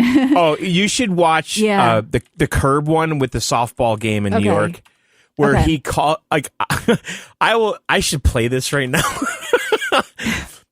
Michelle, I want you to it's so fucking good. Like that right there. Yeah. I haven't watched all of Curb. There was too much. Finished the Kennel Club dog show. Yeah, I remember that too. I loved that. If I can grab the audio of this really fast, I love that Triumph guy. I remember when I was young. I think it was in my 20s. I was like, whoever this guy is, I would marry him right now. I fucking love this guy. He's not just the Triumph guy. He's a big writer in I know. SNL. I'm just saying. That was what, as a kid, I was like, I fucking, whatever this Here, is, let me play this. I'm gonna play this. I'm gonna play this. All this right. is We're from gonna get pulled Curb. off Spotify for this? What are you doing? No. It's from Curb. So, all right, this is from Curb. Okay. This is in New York, like softball's a big thing where these guys like meet and play softball like in a league and shit. And he's the coach, okay, Robert Smigel, who is the voice of Triumph, and also Robert's a big heavy hitter writer in SNL, but he's really blue, and I love this so much. We're here. We made it. We made it to the big game. Center stage. Every one of you, all give yourselves a clap on the hand. For me to poop on. I'm so proud of every one of you. He's giving them a pep talk at a softball Before game. I came out today, I think about, I'm like the Steinbrenner. And I think, what would Steinbrenner say right now? He would say that when you put on this uniform with my name on it, there is no substitute for winning. No substitute. Or you hit the deck. So we're going to go out there. We're going to play this other team, quote unquote, Raleigh's clothing with their pussy mustard yellow shit uniforms. We aren't just going to beat them. We will grab them and we will fuck their sisters. Well, that's a bit much. Are you listening? Bring it in! Come on! And see, now we're removing Fortnite. Fuck these people! Yes! Fuck these people! Fuck them in the cunt! We're gonna beat them! This is the difference between what we grew up watching and what's on now. It's on Curb. Yeah, why does Triumph sound like the soup Nazi? That's what I was thinking too about Speed. I was like, my Seinfeld brain is thinking of the soup Nazi. Seinfeld, I mean, the soup Nazi doesn't sound like that. He kind of did. I think he sounded a little bit like soup Nazi. Come on, it's the same kind of team of people. Yeah, I know. So, all right, well, we're going to get out of here. We will be back next week with Stellar Blade and Matt and hopefully his Xbox. Thank you, Crafty. If you want to support our show, you can do so at videogameoutsiders.com. Go premium for $1.99. You get going to play weekly bonus the other shows. team, You get the back unquote. catalog. Mustard Kiwi, I yellow played shit sports when I was young. uniform. I get it. I played softball and basketball until the girls got a little too brutish for me, and then I quit because I want to hurt myself. But I get it. And we will fuck their sisters. And I had to hear a lot. My boyfriend in college was on the volleyball team, and I had to sit through all that shit. So I know motivational speeches. I just think you don't say you're going to fuck their sister. You're supposed to say their mom. Come on now. That's the thing about Robert Smigel. He takes it just too far. He took it too far. A mom is your sister's unexpected. You don't bring in the I know. But yeah, so find us on videogameoutsiders.com. You can support us there. You can support us on Discord. So what do you think about Curb being over? Like, I did finish John, it. Oh my God. It's just like ending the show and you just keep going. I mean, I'm a little bummed that Curb's done. I mean, I like Larry David. I think he's Did funny. you watch the last episode? No, I haven't kept up with that show. It's just... Okay, well, they recreated the last episode of Seinfeld, just so you know. Okay. And they try to redeem themselves by making it better. Yeah. Did it not? But it's literally the last episode of Seinfeld is the last episode of Curb. It's the same plot. It's the same everything. Spoiler alert. What? Spoiler alert. Just kidding. People yell at us all the time for stupid spoilers. Usually Matt, though. They say that Matt. Well, I think it's pretty well known how it ends. I'm not telling you any specifics. Kiwi says, zip it, John. See? Look, you pissed him off. We got to get out of here now before you say you're going to fuck his sister. So anyway. I have to admit, though, like, I don't have a comedy show now like Seinfeld and Curb. Yeah. And like tonight, I just... That's how I felt when I lost Silicon Valley, which is probably my favorite comedy series. Outside of I watched all of that the too. Cartoon like, stuff. So I didn't know where to go. It's hard for me, like with comedy, because it's like a lot of people don't like that sort of comedy, you know? Well, I've mentioned this before. Like the last 2 years, I rewatched Seinfeld. Yeah. And that was like a dinner routine where we'd watch like 1 to 2 a week, eating dinner. I might do that because I was so young when I watched it. But I finished it. And then we just finished Curb. Yep. So like tonight we're eating dinner in the living room and I just put on Comedians in Cars watching coffee. I don't have like a direction right now. Getting coffee, not watching coffee. Did I say watching? Yeah. All right, I'm going to try to get us out of here again. Let me try for... So Frasier, show is back reading should I watch all of Friends again? No, Friends is not good. And Frasier is shit. Friends was good at the time. No. Well, Friends was not like funny. Them. Well, I was a kid and I didn't like it. It was like the perfect Thursday night because it was Seinfeld and Friends. I like Seinfeld and I turned it off for Friends. Yeah. That was cheesy. Seinfeld was more my speed. I need more angry East Coast than I can relate to. I need a lot of yelling. How I Met Your Mother is not good, Crafty. Come on. That's some bitch shit. No. Don't say that. Frasier's dad is hilarious. I never really watched Frasier in all fairness. Yeah, Frasier's dad is great. He's a Chicago guy, Steppenwolf Theater. Yeah. All right, I'm going to try to get us out of here for the 4th time. It's fun. Is it fun? I don't think I can do fun. I don't want fun. I want angry people yelling. That's what I like. That's comfort to me. It's like being home. Yeah, I'll just watch Will and Grace. Don't do that. Don't do that. I'm kidding. That's a joke. You're gonna What's get that really Charlie into Sheen it. one with the... Oh my God, 2.5 Men? Yes. Don't do that. I'm trying to think of I'm kind of picky with network TV. I just I couldn't. It's I've never really been my thing. Yeah, I never after Seinfeld. I didn't get into King of Queens or all those. I didn't mind King of Queens because actually, what's that guy? Kevin. Well, Jerry Stiller's in it. Yeah, but what's the lead guy? Kevin James. Kevin James actually had a really good comedy special back in the day. It was one of his earlier ones. He was funny. Yeah, he's everybody loves Raymond. I don't know why I never got into that, and I actually like Raymond. Everybody loves Raymond. I mean, I think he's a smart guy. He's a funny guy. I like Ray Romano quite a bit. His last stand-up special I really liked a lot. where he goes from club to club in New York. Mm-hmm. I did watch that. Yeah, he's okay. He goes from club to club in New York. Mm-hmm. I did watch that. Yeah, he's okay. Yeah, he's not like one of my favorites or anything. I like Bill Burr. I like Louis C.K. I like Bill Burr. I like Louis C.K. Yeah. So, you could watch old Louis. I mean, I don't know. I love like Louis' FX show. I fucking adored. Yeah. I fucking adored that show so much. Yep.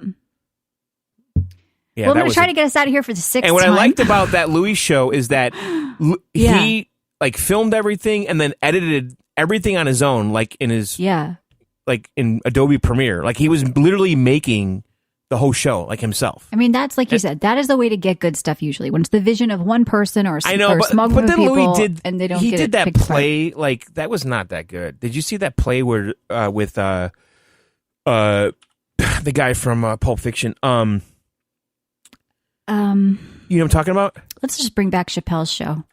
Let's just bring back. Yeah, that was a good. What was the play he did? I'm going to try to get us out of here for a seventh time. Horace and Video Pete. Game Outsiders. That was not good, Michelle. I did not like that. Support us in there and on Discord. And that was another Louis thing. Because we do keep it cheap, $1.99. You can also come to twitch.tv/John and Michelle and sub free every month with Amazon Prime. Just click that button. And we do appreciate it. Thank you to everybody who subbed tonight. And that was Steve Buscemi. That's who I was thinking of. Okay. And from Fargo. Yeah. That's it. Fargo's okay. Fargo's I'm pretty gonna go good. have What's some your favorite pizza. Coen Brothers movie? I don't think I'm really into them. Mm-mm. How about Fargo? I did like the original Fargo movie. I did not like the series. Yeah. No. How about Old Country for? Nah, not my thing. Okay. Mm-mm. How about the movie with Nicolas Cage? Raising Arizona? Nah, I'm not really into that.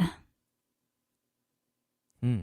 Kiwi, you could always support us elsewhere too. I mean, if you feel like you're getting too much of a good deal, Kiwi. How about Miller's Crossing? You have a Patreon. Miller's Crossing. I've never heard of that, John. Who's in it?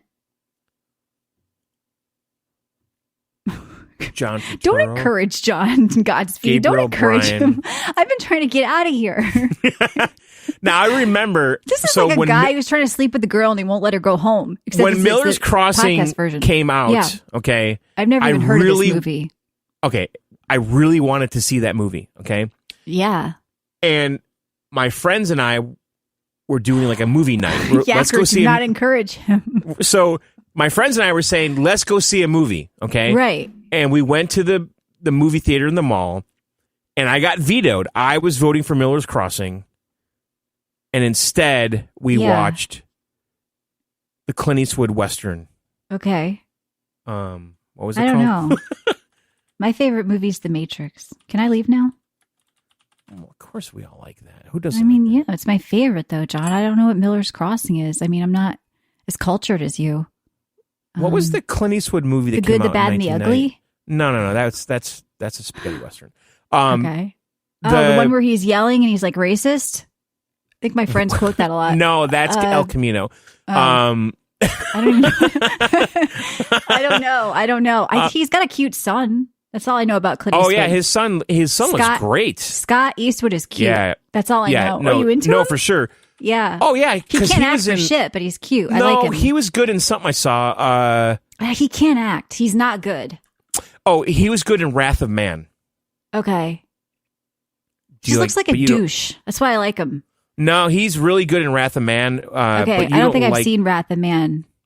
But you don't like Guy Ritchie stuff. We've already established that. Yeah, I mean, I don't mind Statham. I see Statham's in Wrath of Man. Yeah.